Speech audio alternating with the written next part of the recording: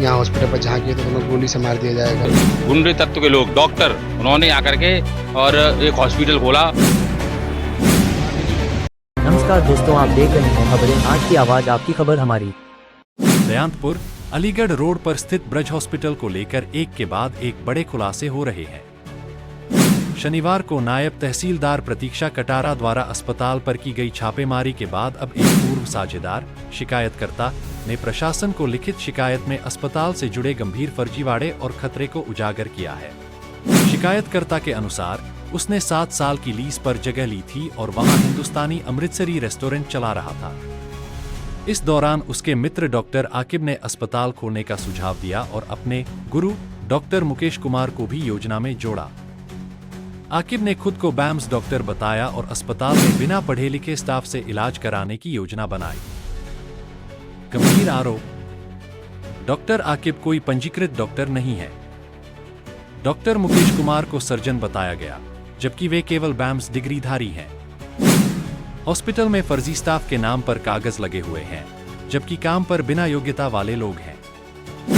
Blood चढ़ाने, injection लगाने और दवाएं लिखने जैसे कार्य अनधिकृत लोग कर रहे हैं। शिकायतकर्ता के विरोध करने पर सीएमओ से सेटिंग होने की बात कहकर उसे चुप रहने को कहा गया।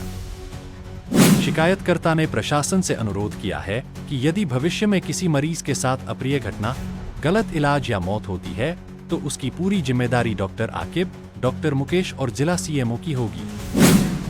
साथ ही शिकायतकर्ता ने सीसीटीवी फुटेज और दस्तावेजी सबूत प्रशासन को देने की पेशकश की है, जिससे यह सिद्ध हो सके कि फर्जीवाड़ा किस स्तर तक फैला हुआ है।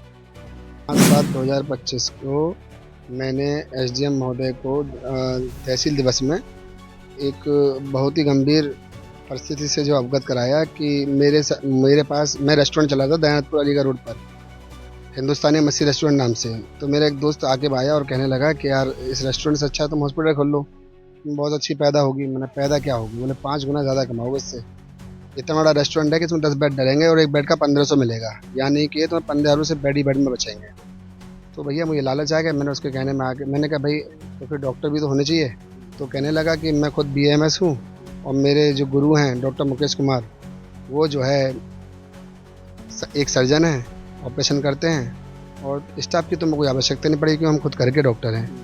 और बोले ऐसे बात है, कोई ज़्यादा खर्चा नहीं होगा, आप पार्टनरशिप कर लो। मैंने उनकी और बोले आपकी कैंटीन ऐसी बाहर रहेगी, खाने का भी काम चलता रहेगा, प्लस इधर से आपका मार्जिन और आता रहेगा। मुझे लालच आया तो मैंने जो है उनके साथ में पार्टनरशिप कर ली।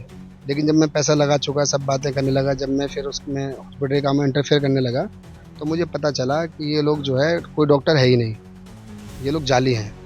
जब जाली लगी तो मैंने कहा भी 1.5-2 लाख रुपये महीने तुम कमा रहे हो तो अच्छा स्टाफ रखो। तो कहते हैं कि हमारी सीएमओ से सेटिंग है और फिर सीएमओ को पैसा रहा, कोई टेंशन मत लो। तो मैंने यार टेंशन क्यों ना लो, कोई जनहानि हो गई तो उसकी जिम्मेदारी कौन लेगा? तो मैंने इस चीज़ से एसडीएम सदर को वहाँ पर जो है तहसील दिवस में अवगत कराया। तो मुझे जान से मारने की धमकियाँ आ रही हैं, मुझे जगह जगह रोक कर टॉल किया जा रहा है कि अगर तुमने यहाँ हॉस्पिटल पर झांकिए तो तुम्हें गोली से मार दिया जाएगा। फ़ोन पे कहा जा रहा है कि तुम्हें गोली से मार दिया जाएगा, तुम्हारे खिलाफ हिंदू मुस्लिम कर दी जाएगी। बहुत सारी चीज़ें मेरे पास इसके साक्ष्य मौजूद है। द्वारा अस्पताल पर जो कार्रवाई जिस तरीके से होनी चाहिए थी, क्योंकि इन पर कोई भी व्यवस्थाएं उस वक्त इनको ना तो कोई स्टाफ मिला वहाँ पर, जो कि इन्होंने डॉक्यूमेंट्स लगाए हुए हैं, ना कोई स्टाफ नर्स मिली, ना कुछ मिला। उस आधार पर तो इस हॉस्पिटल को उस वक्त तत्काल प्रभाव से प्रशासन को सीज करना था, लेकिन प्रशासन ने वही किया कि अनदेखी कर छोड़ाए और फिर कोई मरीज आएगा तो उसमें मरेगा, उसकी जिम्मेदारी कौन लेगा समझ में नहीं आ रहा है मुझे। सुचारू रूप से चल रहा है, जो कि बंद होना चाहिए। जब डॉक्टर नहीं मिला था तो इनको बंद करना चाहिए। अब जिनके कागज लगे हुए हैं, कोई नोएडा काम कर रहा है, OT टेक्नीशियन है, और OT टेक्नीशियन हमारा काम करा बाहर, लगे 200 किलोमीटर उसके डॉक्यूमेंट्स लगे हुए, मेरे पास रिकॉर्डिंग भी है उसकी, मेरे पास करा, उसके कागज लगे, वो नोएडा काम कर रहा है, कोई दिल्ली काम कर रहा है। जब दिल्ली और नोएडा वो और हॉस्पिटल में कार्यरत हैं और तुम लोग इनकी जगह काम कर रहे हो, कल कोई मर गया तो उनके खिलाफ भी कार्रवाई होनी चाहिए जिनके कागज लगे हुए हैं। अभी महोदय मीटिंग में हैं तो हम कल फिर आएंगे डीएम साहब को इस चीज़ से अवगत कराने के लिए, क्योंकि देखिए धन की तो पूर्ति हो सकती है लेकिन किसी की जान की कोई पूर्ति नहीं है। मेरा नाम कमल सिंह बालिया है। मैं जो है हमारे भाई नीरू जी हैं, इन्होंने एक होटल खोला था इस निकम्मी सरकार में। जो वर्तमान जो सरकार चल रही है, इस सरकार में कुछ गुंडे तत्व के लोग डॉक्टर उन्होंने आकर के और एक हॉस्पिटल खोला, उसमें जानहानि की व्यवस्था चल रही है, लोग उसमें मर रहे हैं किसी दवाई के कारण। उन्होंने डिग्री, कुछ लोगों ने डॉक्टर की डिग्री बता करके उस वहाँ पर हॉस्पिटल खोला, इनको गुमराह किया। इनको बताया कि हम लोग डॉक्टर हैं और बड़े डॉक्टर हैं, और इन्होंने पूछा कि कोई डिग्री दिखाओ तो उन्होंने डॉक्टर की अगर डिग्री प्राप्त जानकारी ली तो वो फर्जी डॉक्टर हैं, जिससे लोगों की जान जा रही है। इस निकम्मी सरकार में भाई हमारे जा रहे हैं, जगह जगह पर घूम रहे हैं, भटक रहे हैं कि इस हॉस्पिटल को सील कराए, उसको बंद कराइए, लेकिन इनकी कोई सुन नहीं रहा है। लोगों की जानें जा रही हैं ऐसी हॉस्पिटलों में। इस सरकार से निवेदन भी करूंगा कि ये सरकार इस हॉस्पिटल की जांच करा के इनके ऊपर उच्च कार्रवाई करने की कृपा करे। इसे जरूर कहूँगा, सरकार से कहूँगा कि लोगों के साथ सख्त कार्रवाई करने की कृपा करें। मैं यही कहूँगा। नमस्कार दोस्तों, आप देख रहे हैं खबरें आज की आवाज, आपकी खबर हमारी।